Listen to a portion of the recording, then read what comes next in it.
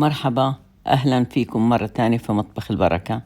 اليوم رح نعمل الكنافة النابلسية بالجبنة بدون استخدام أي صبغة، وطريقة سهلة وطعم بشهي.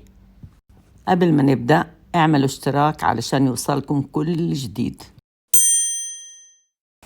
حنبدأ نعمل القطر. بنحط كوبين سكر وكوب ماء على نار متوسطة لحد ما يغلي. بعدين بنحط معلقة عصير ليمون وملعقة ماء ورد، وبعد 5 دقايق بنطفي النار.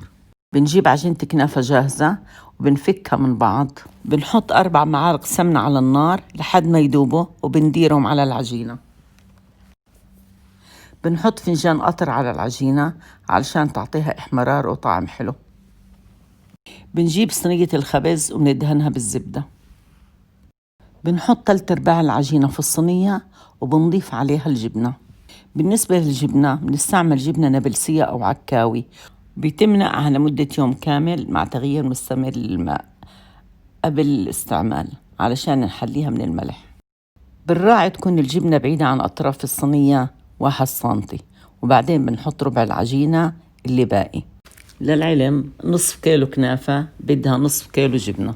هلأ بنفرد كيس بلاستيك على الكنافة وبنضغطها في صينية تانية علشان تثبت العجينة مع الجبنة، وبنحط قطع زبدة على أطراف الصينية وعلى سطحها علشان ما تلزق الصينية وتعطيها طعم حلو. بنحطها في الفرن على درجة 180، بتاخد من نص ساعة إلى ساعة إلا ربع. وبعد ما طلعناها بنقلبها على صينية التقديم. حتلاحظوا قديش لونها حلو وذهبي وبدون استخدام صبغة. بنسقي الكنافة بالقطر وهي سخنة، بنزينها بالفستق الحلبي. وألف صحة وهنا. اكتبوا لي رأيكم في التعليقات.